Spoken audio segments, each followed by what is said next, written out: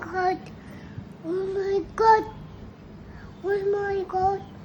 Hello, I am Sandhya. Welcome to my mini blog.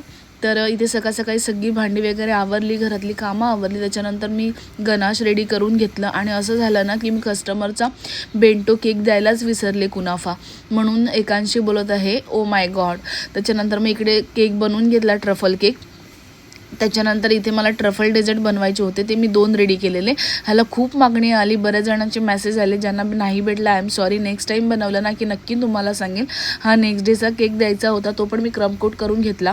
मग सकाळचे मला 11:30 झालेले. मी सगळी भांडी वगैरे आवरून घेतली. त्याच्यानंतर जेवण बनवायला घेतलं. एका बाजूला मी इथे केक बाउलसुद्धा रेडी केलं. त्याच्यानंतर सगळं जेवण वगैरे बनवलं. गुरुवारच होता म्हणून व्हेजच. नंतर एकांशीला भरवलं. त्याच्यानंतर थोडासा रेस्ट केला केक बनवून.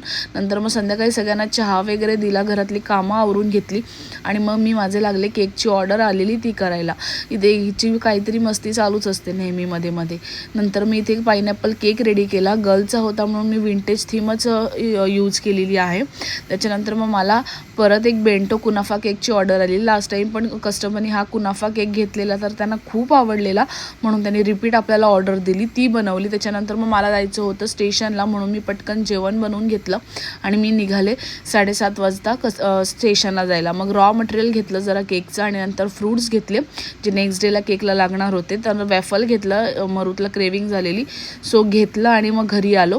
घरी येऊन जेवली मी आणि पटकन केक रेडी केले, कारण की मला सकाळी 7:30ला हे सगळे दोन्ही द्यायचे होते, ते रेडी केले. त्याच्यानंतर जेवून मग आम्ही खायला बसलो. वॅफल वगैरे खाल्लं आणि हा होता माझा मिनी ब्लॉग. तर मिनी ब्लॉग तुम्हाला बघायला आवडला असेल तर नक्की लाईक करा, शेअर करा. बाय.